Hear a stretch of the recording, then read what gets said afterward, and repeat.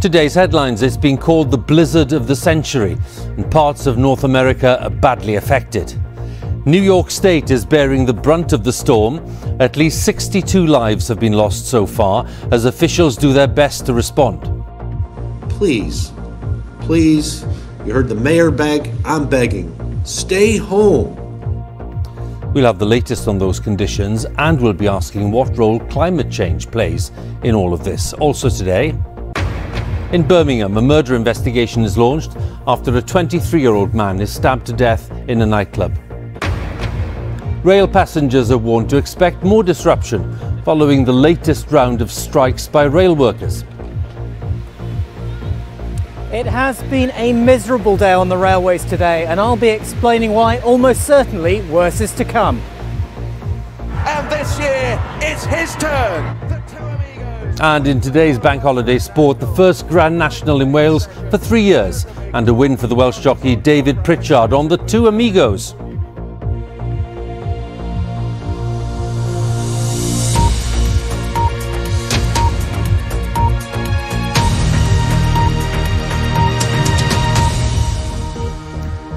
Good evening. The extreme winter storms affecting much of North America have now claimed the lives of at least 62 people. US officials are calling it the blizzard of the century, with an extra 9 inches of snow expected during the day in New York State, where the city of Buffalo has borne the brunt of the Arctic conditions. The storm has affected a vast area from Canada in the north down through the US and even reaching Mexico. President Biden has approved emergency measures allowing financial support for New York State. Well, our correspondent Neda Tawfik is in New York with the latest for us. Yeah, Hugh, the scenes have been shocking, the stories harrowing. Communities across the United States completely frozen over as far south as Florida, and many never getting home for the holidays. And as you mentioned, the city of Buffalo has been the worst affected and is under more than 4 feet of snow. And there, the conditions were so treacherous that ambulances and basic services are just starting back up. Buried by record snowfall, Buffalo has only begun to dig itself out. Up until now, near whiteout conditions and hurricane-force winds created a life-threatening situation, paralyzing emergency response efforts and trapping vehicles along the roadways. This once-in-a-lifetime blizzard has claimed the lives of at least 28 people here during the holiday weekend. The fear now is that more fatalities will be uncovered by the melting snow. The situation is still dire. Thousands are without power, and a driving ban remains in place. At grocery stores, reopening for the first time since the storm hit, people queued up to stock up on much-needed essentials and food. Authorities pleaded with people to be careful as they slowly open up the city over the next several days. There's a lot of roads that are completely blocked right now that have no access whatsoever. And people are trying to drive on these roads or trying to get into these neighborhoods, and they can't. Please, you heard the mayor beg, I'm begging, stay home. In other parts of the country, the thawing out after the deep freeze has led to a new set of issues. In Montana, which recorded temperatures as frigid as -45 degrees Celsius, the sudden warming created flash flooding. In the small town of Fishtail, massive chunks of ice blocked roads and covered people's yards. That shift in temperature caused ice to melt very quickly, and it just released all of the ice off of the West Rosebud, causing kind of like a tidal wave. This storm is truly unprecedented in scope, stretching from Canada to Mexico and affecting 60% of the U.S. population. President Joe Biden has promised the full force of the federal government to help those most affected. And while the bad weather has already started to ease, problems will likely persist for days. This is a holiday season no one will soon forget. It should have been a time for cheer. Instead, the bomb cyclone has brought misery. Neda Tawfik, BBC News, New York. All of this extreme cold weather affecting North America, and of course the conditions in many parts of Britain, which we saw before Christmas, would seem to go against the pattern of global warming. That's according to some observers at least. What is the true picture? Here's our climate editor, Justin Rowlatt, with more details. Justin. Thanks, Hugh. Well, we've certainly seen some very dramatic weather in the US as part of this bomb cyclone. So what's happening? Well, a bomb cyclone is a term used to describe rapidly deepening area of low pressure. This low pressure draws in moist air, which rises as it gets higher. It freezes, bringing snow and strong winds. These bomb cyclones are actually fairly common. We get them once or twice a year here in the UK. So is our warming climate a factor? The warmer the atmosphere is, the more moisture it can hold. So when we get weather events like this, we're going to get much more precipitation falling, either as rain and in this case, in particular, as snowfall. Another key factor is the jet stream. That's the band of fast-moving air that circles the Arctic tens of thousands of feet above our heads and shapes the weather systems we experience. As you can see, it's been looping deep down into the US, bringing that low pressure with it. Now, some scientists believe climate change is making the jet stream more prone to these dips, but the evidence is not clear on this. What is clear is that this cold snap is an exception. Winter is the fastest warming season in the US with fewer very cold days, and it comes against a background of steadily increasing average world temperatures. Just look at that unfolding there. And if you go to the end of the graph, look at this, the last 7 years are the hottest 7 years ever recorded, and 2022 will continue that trend. It's expected to be the 4th or 5th hottest year ever. The UK had an even more dramatic year. Remember the wildfires that followed those scorching temperatures this summer? Well, we are expecting 2022 to have been the hottest year ever recorded in the UK. Hugh. Justin, many thanks again. Justin Rowlatt there, our climate editor. Now, in Birmingham, a murder investigation has been launched after a 23-year-old man was stabbed to death in a nightclub. A short while ago, West Midlands Police named the victim as Cody Fisher. Let's join our Midlands correspondent, Phil Mackey, who's at the scene this evening. Yes, Hugh, Cody Fisher was 23 years old, in his prime, a defender well known on the local non-league football circuit, and 3 of his former teams have paid tribute tonight. Stourbridge Town said that they were devastated. Bromsgrove Sporting said they'd lost a dear friend, and condolences were sent from his most recent club, Stratford Town, as well. Lots of condolences as well from people who visited the site here today, many of whom knew Cody. He was 23 years old, he'd come on a night out on Boxing Day and he lost his life. A few hours before tragedy struck, this was taken midway through a 9-hour rave staged at the Crane nightclub in Digbeth. It was scheduled to end at midnight. Cody Fisher was fatally stabbed just before the finish. The semi-professional footballer was enjoying a night out with friends. His family said tonight, "They have broken our hearts. I have lost my best friend. My family and I are asking for privacy and respectfulness at this heartbreaking time." Investigations have been going on inside and outside the club, which is based in an old factory in central Birmingham. Crane has a capacity of 4,000 and police say hundreds were still there when the attack happened. The club issued the following statement: "We're all deeply shocked and saddened that a man lost his life last night as our Boxing Day event came to a close. Our thoughts are with the victim and his family and friends. We do not feel it is right to hold our New Year's Eve event under these circumstances." This part of Birmingham may not look particularly attractive, but it's at night time that it really comes to life. Lots of these old factories and warehouses have been turned into clubs, bars and restaurants, so news of the stabbing will have a massive impact on the nighttime economy. It's a tragic incident that really, unfortunately, brings home how important it is for the police and other partners to really get on top of knife crime in the city. It's dreadful when these incidents happen because people need to feel that they are safe. They need to feel safe and they need to be safe. And anything when somebody tragically loses their life, unfortunately, does have a negative impact on the economy. A friend who played at the same football club as Cody brought flowers this afternoon. Questions are being asked about whether security had been tight enough on a night that should have been a celebration but ended in sorrow. Phil Mackey, BBC News, Birmingham.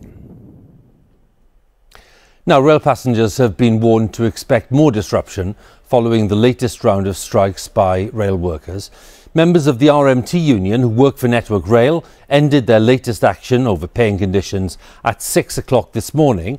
Network Rail said around 70% of services were operating today and passengers were still being strongly advised to check their travel times. Now, there's more action to come. As next week, the RMT are planning another 4 days of strikes, 3rd, 4th and 6th and 7th, and then the train drivers union ASLEF striking on Wednesday the 5th of January. Our business correspondent Theo Leggett has more details. Large crowds, plenty of frustrated travellers and very few trains. This was the scene this morning in Brighton. It was a similar story at King's Cross in London, and no better for travellers at Manchester Piccadilly. And for those who did get on board, overcrowding often made life very uncomfortable. A strike by workers at Network Rail ended at 6 a.m, but disruption lasted for hours afterwards. I completely support the strikes. I just, hope that it doesn't continue for too much longer and hope that they get what they need. Some of them are due for it, all right, but to do it on a holiday time like this and that is spoiling everyone's holiday, isn't it? And in some regions, there was further industrial action to contend with. That meant cross-country had no services north of York, for example. It's fair to say that rail travellers here in London and across the country have had a challenging time of it today. Services began operating late, some were delayed, some were cancelled. But it doesn't end there. There's still an overtime ban in force, some regional strikes and overrunning engineering work. And as for next week, well, that's a different story. Members of the RMT union at Network Rail and 14 train operators are planning 2 48-hour walkouts, from Tuesday to Wednesday and from Friday to Saturday. And in between, a strike by train drivers called by the ASLEF union on the 5th of January.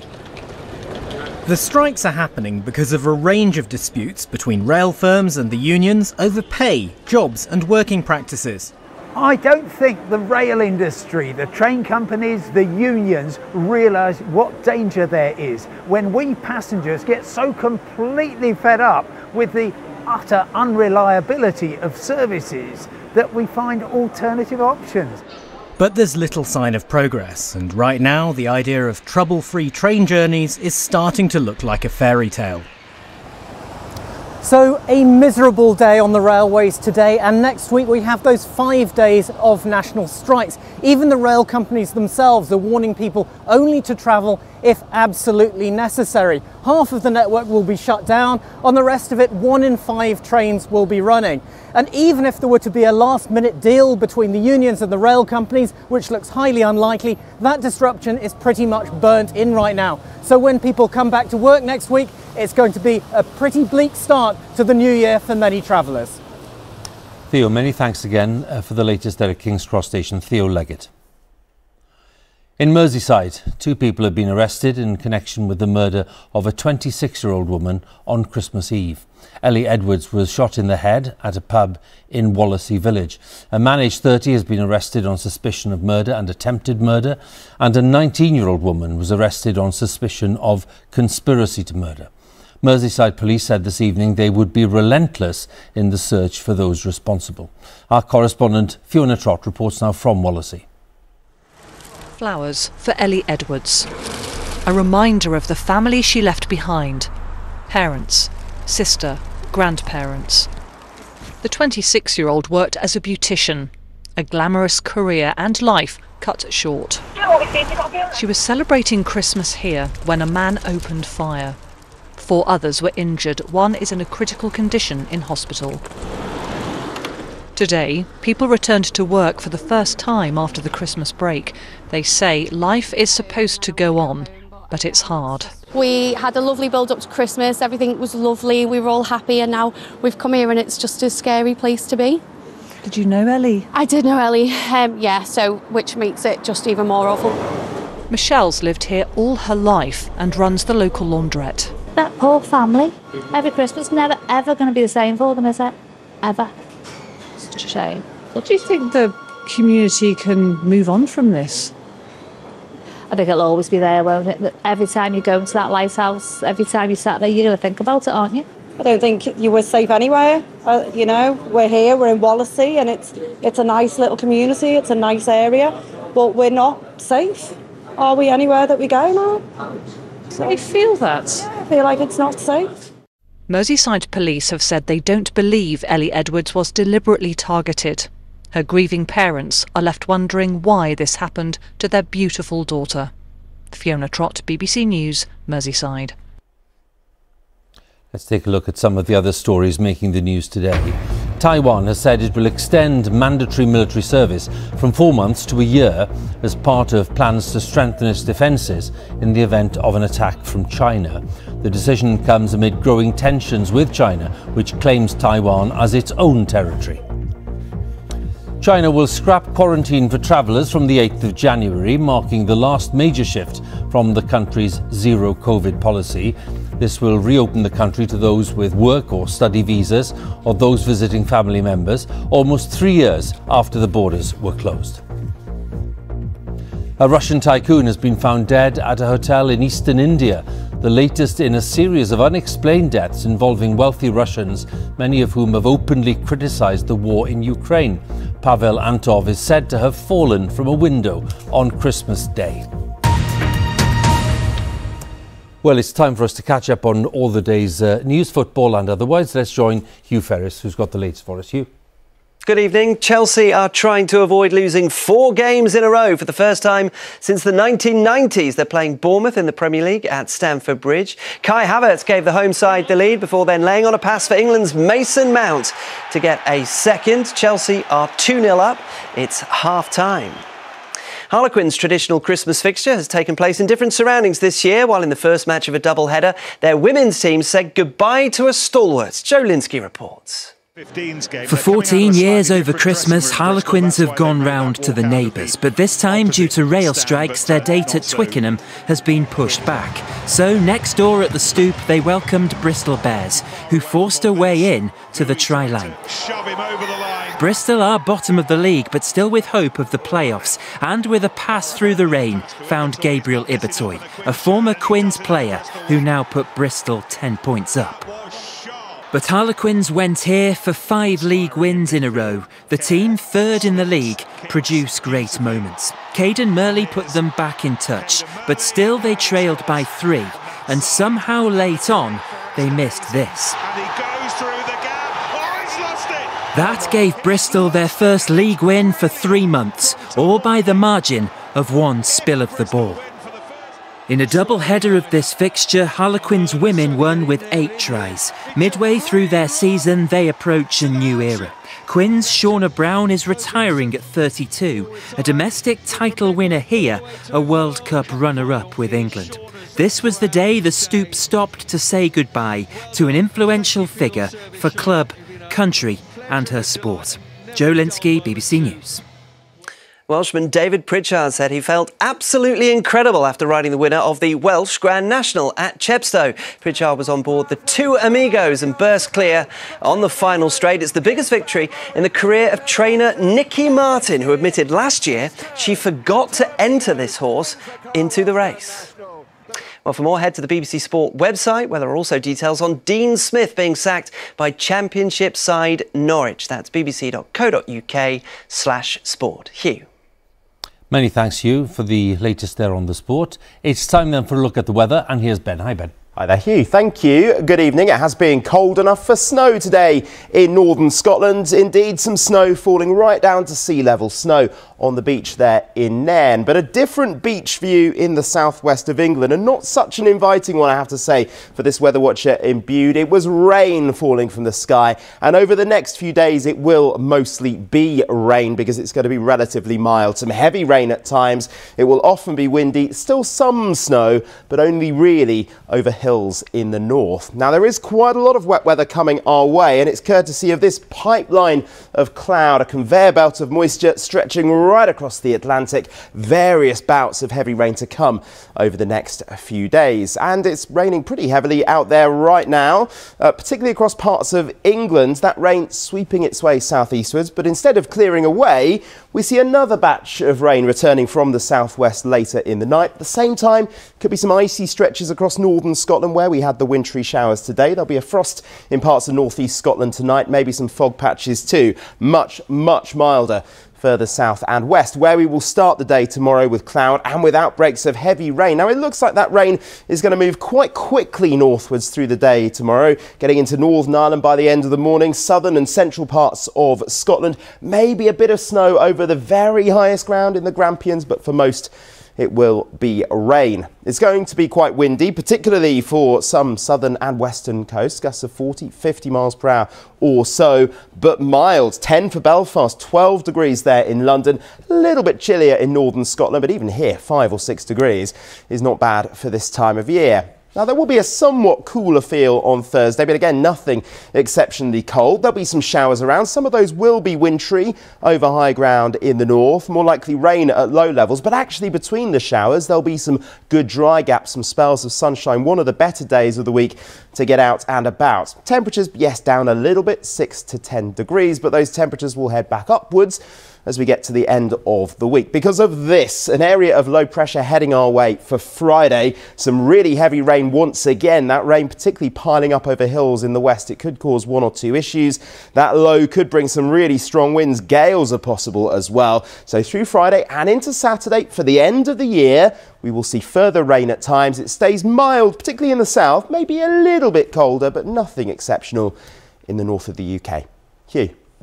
Ben, many thanks once again. That's it for this Bank Holiday Tuesday. We'll be back at 10 to 11 tonight, so hopefully we'll meet again at that point. In the meantime, here on BBC One, it's all of our colleagues, of course, in the nations and regions with the news where you are. But from all of us here, thanks for watching and bye for now.